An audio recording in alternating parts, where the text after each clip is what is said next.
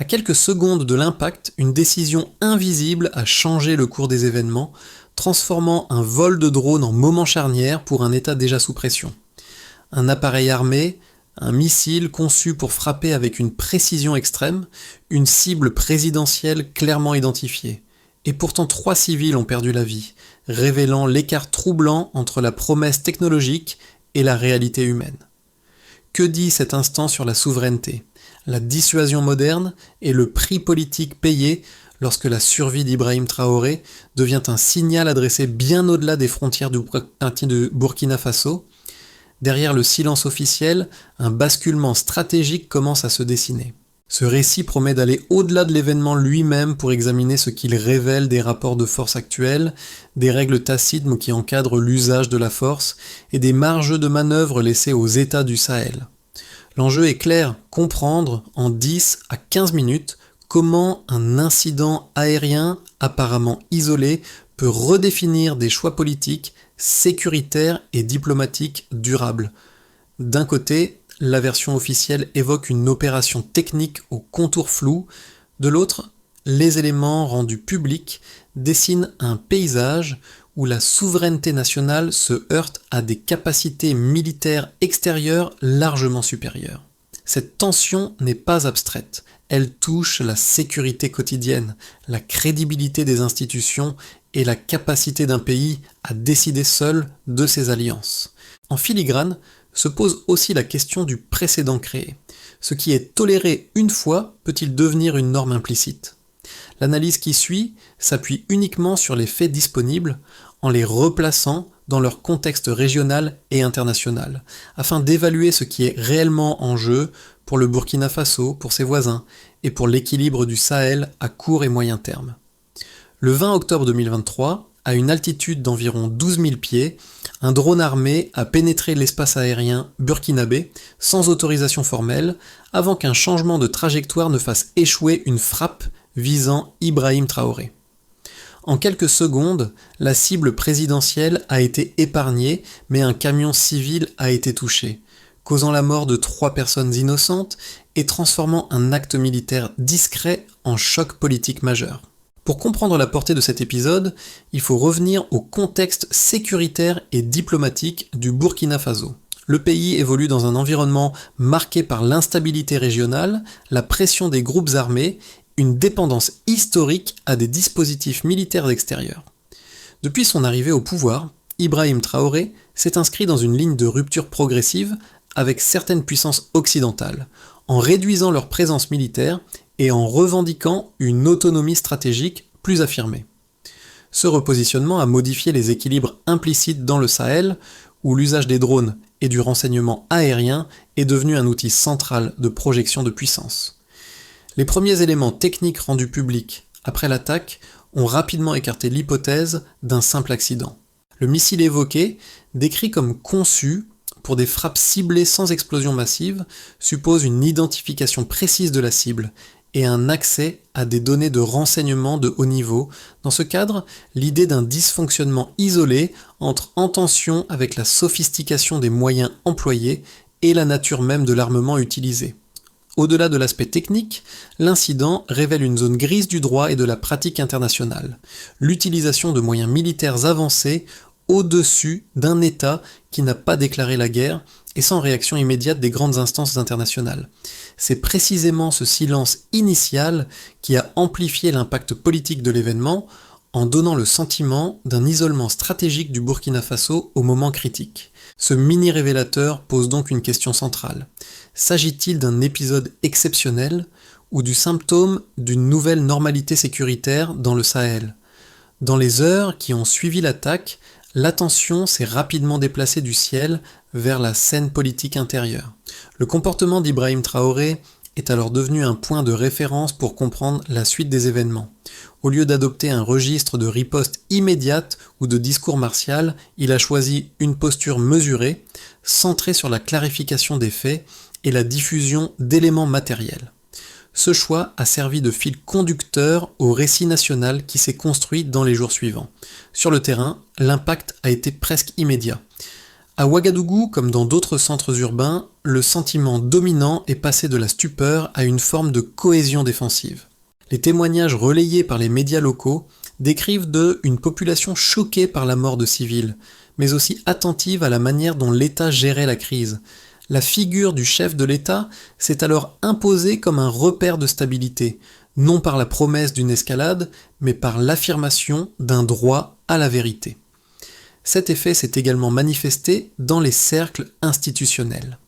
Les forces de sécurité, confrontées à une démonstration de supériorité technologique extérieure, ont vu leurs priorités réévaluées autour de la surveillance aérienne et de la protection des déplacements officiels.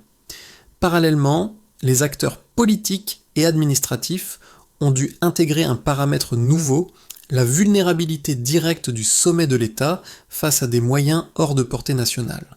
À court terme, ces réactions dessinent un impact clair. L'incident n'a pas seulement touché une personne ou un convoi, il a redéfini la perception du risque et de la souveraineté au sein même de l'appareil d'État. C'est cette reconfiguration précoce, discrète mais profonde, qui prépare la compréhension des événements suivants. La séquence s'active bien avant l'impact manqué, dans une phase invisible, faite de surveillance, de collecte de données et de décisions prises à distance. Les informations disponibles indiquent un suivi aérien prolongé, cohérent avec une opération planifiée, plutôt qu'avec une réaction improvisée. Dans ce cadre, le déplacement présidentiel devient un point de convergence entre renseignements techniques et choix politiques, jusqu'au moment où la trajectoire du drone et celle du convoi se croisent dangereusement.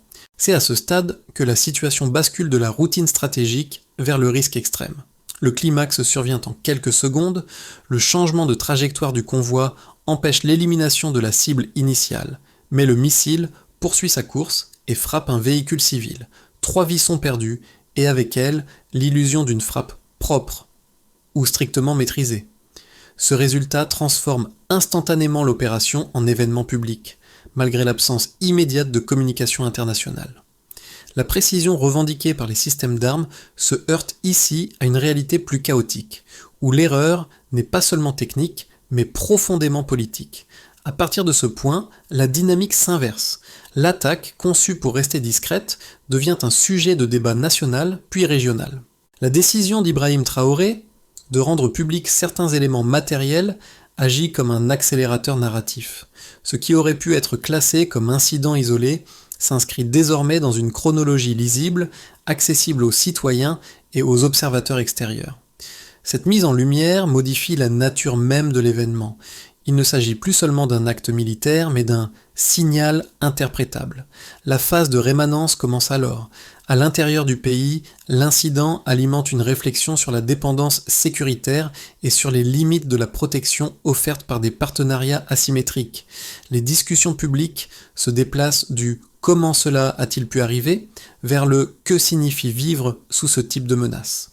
Dans le même temps, au niveau régional, l'épisode est observé avec attention par des États confrontés à des dilemmes similaires entre coopération sécuritaire et affirmation de souveraineté.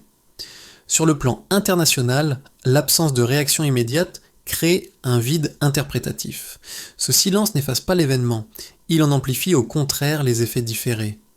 Chaque jour, sans clarification officielle, renforce l'idée que certaines pratiques échappent à un contrôle collectif réel. L'attaque manquée devient ainsi un précédent implicite, non parce qu'elle a réussi, mais parce qu'elle n'a pas été immédiatement sanctionnée ou encadrée. Au terme de cette séquence, la ligne des événements apparaît plus nette. Une opération ciblée, un échec partiel, des victimes civiles, puis une exposition volontaire des faits, chaque étape ajoute une couche de signification. La dérive n'est pas seulement celle du missile, mais celle d'un cadre stratégique où la force, le secret et la responsabilité publique entrent en collision. C'est cette collision qui conditionne la lecture des preuves et des chiffres qui vont suivre. Avant l'incident, la surveillance aérienne au-dessus du Burkina Faso relevait d'un régime diffus, rarement documenté publiquement. Après l'attaque manquée, ce même espace est apparu comme un théâtre d'opération où des capacités de frappe avancées étaient déjà à l'œuvre. Ce passage d'un contrôle implicite à une exposition factuelle constitue le premier basculement mesurable. Le premier indicateur concerne l'altitude et le profil de vol. Les données rendues publiques évoquent un appareil évoluant autour de 12 000 pieds, une plage typique de mission de surveillance persistante. À ce niveau, l'objectif n'est pas l'observation opportuniste, mais le suivi prolongé, avec une capacité d'identification fine des mouvements au sol. Le delta est net. Ce qui pouvait être perçu comme une présence aérienne lointaine se révèle être une capacité d'intervention immédiate, capable de passer de l'observation à l'action sans changement de plateforme. Le deuxième indicateur porte sur l'armement employé.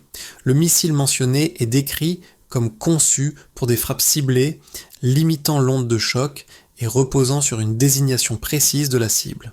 En pratique, ce type d'armement suppose une chaîne décisionnelle courte et un accès à des données de ciblage fiables. Le socle ici est la promesse d'une précision maximale. Le delta apparaît lorsque cette promesse se traduit malgré tout par la mort de 3 civils, montrant que la marge d'erreur, même réduite, n'est jamais nulle. Ce décalage chiffré transforme un argument technologique en question politique. Le troisième indicateur est temporel. L'événement se concentre sur une date précise, le 20 octobre 2023, mais ses effets se déploient sur plusieurs jours. Avant cette date, les débats sur la souveraineté aérienne restaient largement théoriques.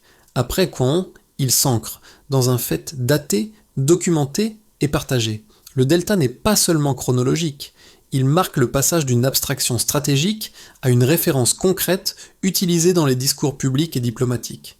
Ces 3 mesures, prises ensemble, dessinent un schéma cohérent. L'altitude révèle l'intention de surveillance structurée, l'armement expose le degré de ciblage, et la date fixe un point de non-retour narratif. L'effet cumulatif est plus important que chaque chiffre pris isolément. Ils permettent de passer d'un récit de soupçons à une argumentation fondée sur des paramètres observables.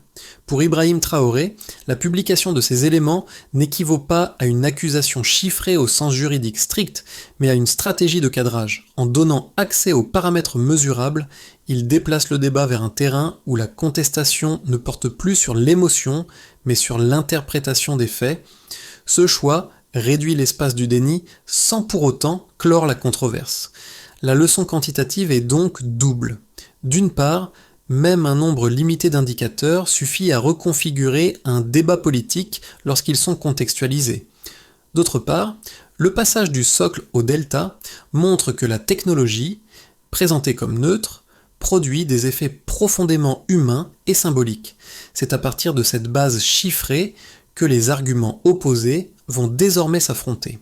Du point de vue des acteurs occidentaux, 2 arguments principaux sont avancés pour encadrer l'incident. Le premier repose sur la lutte contre l'insécurité régionale. Selon cette logique, l'usage de drones armés s'inscrit dans un dispositif préventif visant à neutraliser des menaces avant qu'elles ne se matérialisent. Dans un environnement sahélien instable, la surveillance aérienne et les frappes ciblées seraient présentées comme des outils nécessaires pour limiter l'expansion de groupes armés et préserver un équilibre déjà fragile. Dans ce cadre, l'événement serait interprété comme une défaillance ponctuelle d'un système globalement jugé efficace. Le second argument met en avant la dimension technique.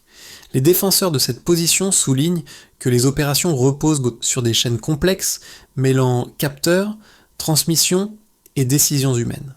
Une déviation de trajectoire, un changement imprévu au sol ou une donnée imparfaite suffirait à expliquer l'issue tragique sans y voir une intention politique directe. Cette lecture insiste sur la fréquence des missions similaires dans d'autres théâtres et sur l'idée que le risque zéro n'existe pas, même avec des technologies avancées. Ces 2 thèses méritent d'être prises au sérieux car elles structurent la justification officielle et trouvent un écho dans certains cercles diplomatiques. Toutefois, elles se heurtent à plusieurs éléments factuels issus des données rendues publiques. D'abord, le type d'armement évoqué implique une désignation très précise de la cible, incompatible avec une simple logique de dissuasion générale. Ensuite, l'absence de menaces déclarées ou de conflits ouverts avec le Burkina Faso affaiblit l'argument d'une action défensive immédiate. Enfin, le silence initial des instances internationales contraste avec la gravité de l'acte et interroge la cohérence du cadre normatif invoqué. La réponse portée par les autorités burkinabées, et en particulier par Ibrahim Traoré, ne nie pas la complexité technique ni les enjeux sécuritaires régionaux. Elle déplace toutefois le débat vers la question de la responsabilité et du consentement. Une action préventive peut-elle être légitime sans accord explicite de l'État survolé, surtout lorsqu'elle entraîne des victimes civiles? C'est sur ce point que la confrontation des arguments devient décisive. Ce face-à-face conceptuel ne tranche pas immédiatement le débat, mais il clarifie les lignes de fracture. Il prépare surtout le terrain pour un moment charnière, où un élément nouveau vient modifier la lecture de l'ensemble. À ce stade du récit, un élément change la lecture de l'ensemble. La décision de rendre visibles des preuves techniques transforme un soupçon diffus en objet de débat public structuré. En exposant des fragments matériels et des données de surveillance, Ibrahim Traoré ne cherche pas à conclure l'affaire, mais à déplacer son centre de gravité. Le cœur du sujet ne réside plus uniquement dans l'échec d'une frappe, mais dans la normalité supposée de ce type d'opération au-dessus d'un État souverain. Ce basculement modifie les positions des acteurs. Pour les soutiens du Burkina Faso, les éléments publiés servent de point d'appui à une revendication claire. La transparence devient une forme de protection politique. Pour les observateurs extérieurs, ils obligent à prendre position, ne serait-ce que pour interpréter ou relativiser les faits. L'incident cesse alors d'être un épisode fermé. Il devient une référence que l'on cite, compare et discute. À l'intérieur du pays, cette révélation intermédiaire agit comme un facteur de consolidation. Le débat public se recentre moins sur la peur immédiate que sur la capacité de l'État à contrôler son récit. À l'extérieur, elle introduit une gêne diplomatique, car toute réponse doit désormais composer avec des éléments concrets déjà diffusés. Ce n'est pas une victoire politique au sens classique, mais un déplacement durable du rapport de force narratif. Ce point médian éclaire ainsi la suite. Une fois les faits exposés, leurs conséquences ne peuvent plus être contenues au seul cadre national. Les effets de l'incident se déploient de manière différenciée selon les acteurs concernés, révélant une chaîne de conséquences bien au-delà du convoi touché. Pour l'État burkinabé, la première implication est institutionnelle. La tentative de frappe et sa médiatisation obligent à reconsidérer la protection du sommet politique, la gestion de l'espace aérien et la coordination entre renseignements civils et militaires. À court terme, cela se traduit par une priorisation accrue de la surveillance et par une réévaluation des partenariats existants, avec une attention particulière portée à l'asymétrie des capacités. Pour les entreprises et les acteurs économiques, l'impact est plus indirect mais réel. L'exposition d'une vulnérabilité sécuritaire au plus haut niveau de l'État alimente un climat d'incertitude, notamment pour les secteurs dépendants des infrastructures et des investissements étrangers.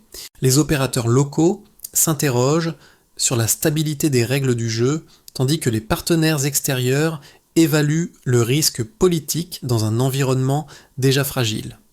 Cette perception influence les décisions d'investissement, même en l'absence de mesures économiques immédiates. Du côté des citoyens, les conséquences sont d'abord humaines et symboliques. La mort de 3 civils rappelle que les opérations dites ciblées n'épargnent pas la population. Dans les jours qui suivent, le débat public se concentre moins sur la technologie que sur la valeur accordée aux vies ordinaires. La communication d'Ibrahim Traoré, axée sur la transparence et la reconnaissance des victimes, contribue à canaliser l'émotion collective vers une demande de dignité et de respect plutôt que vers un appel à la vengeance.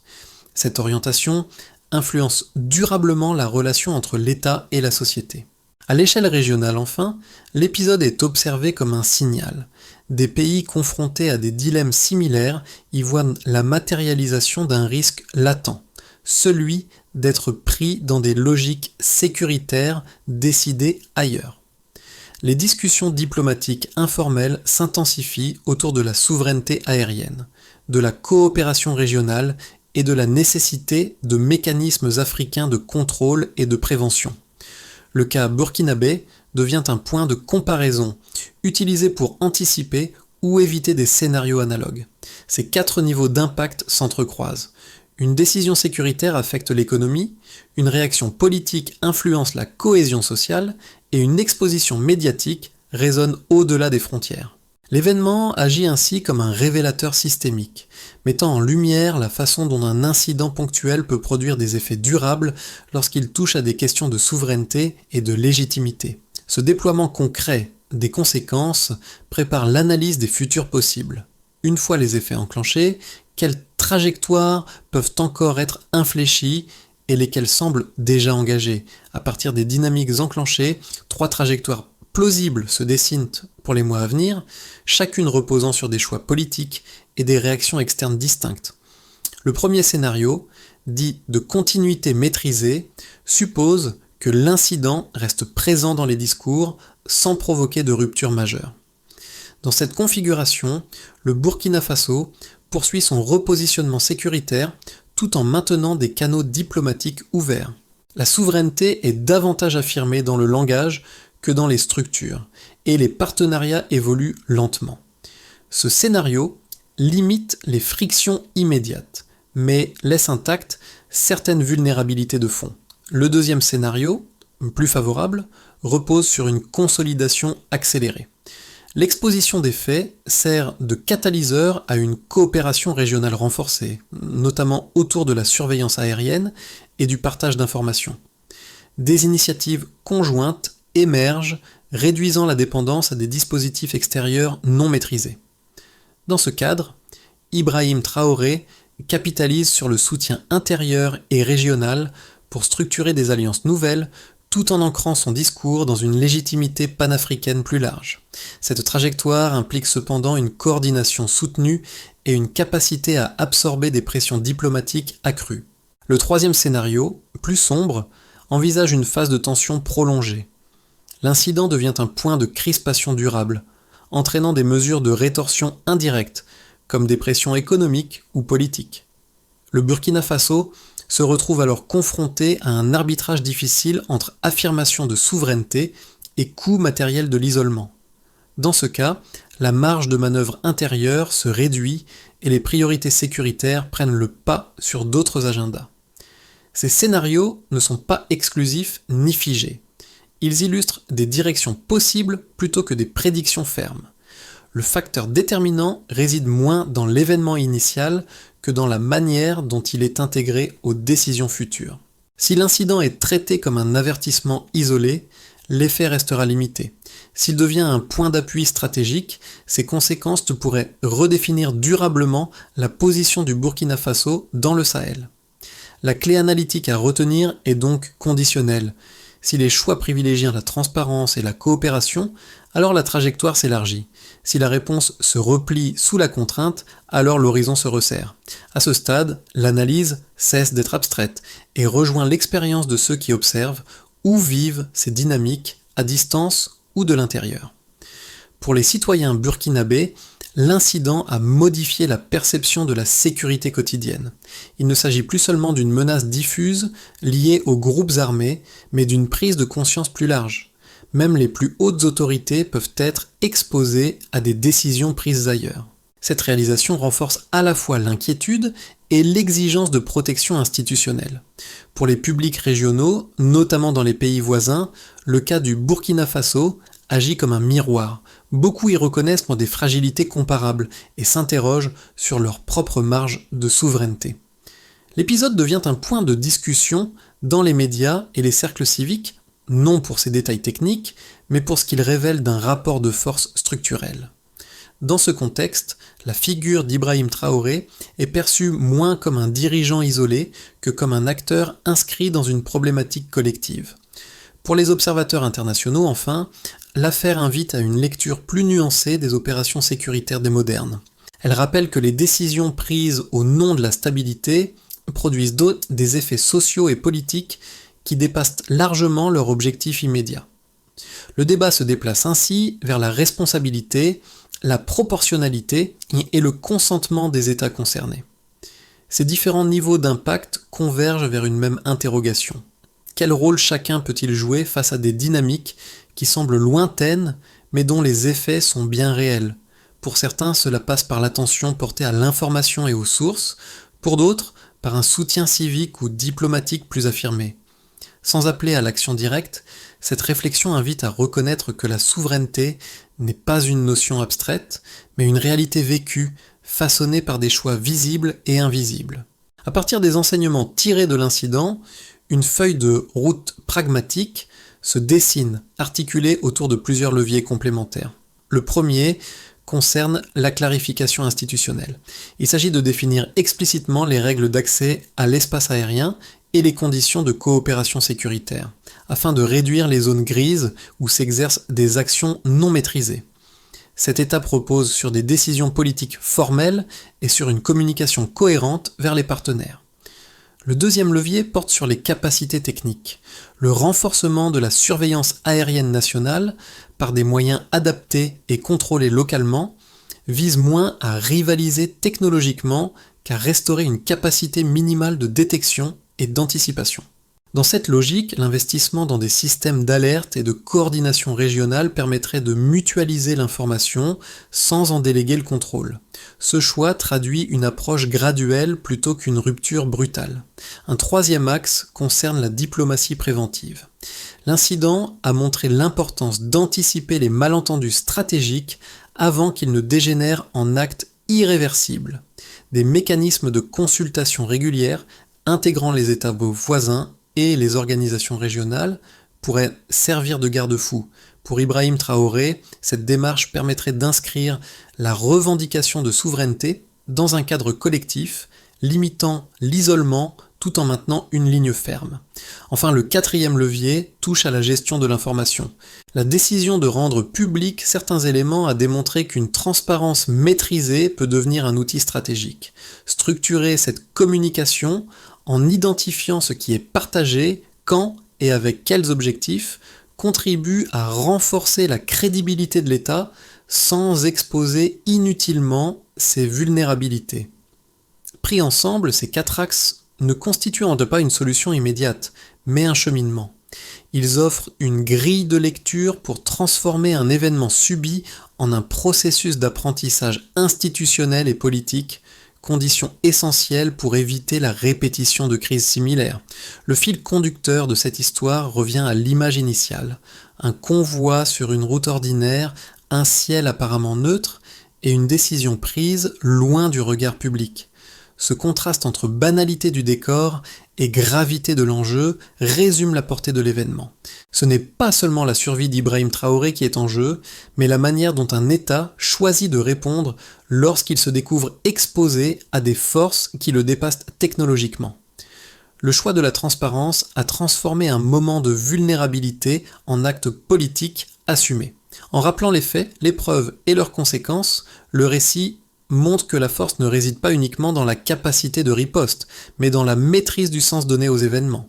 Pour beaucoup, cette posture a créé un point d'identification, non parce qu'elle promet une victoire immédiate, mais parce qu'elle affirme un principe, celui du droit à la vérité face au silence. Cette affirmation a résonné bien au-delà du Burkina Faso. Le motif central, celui d'un incident qui aurait pu rester caché, revient ici comme un rappel. Ce qui est exposé change de nature. Ce qui est partagé devient discutable, comparable, transmissible. Dans ce cadre, la figure d'Ibrahim Traoré s'inscrit moins dans une logique héroïque que dans une dynamique de responsabilité, où chaque décision engage non seulement un présent, mais aussi un précédent. La phrase qui s'impose alors est simple. La souveraineté commence là où le silence recule. C'est cette idée qui prépare l'ultime ouverture vers le lecteur. Au terme de ce parcours, il ne s'agit pas de conclure par une certitude, mais d'ouvrir un espace de réflexion partagée. L'histoire retracée ici dépasse un pays, une date ou un dirigeant précis. Elle interroge la façon dont le pouvoir s'exerce aujourd'hui, souvent à distance, et la manière dont les sociétés choisissent d'y répondre.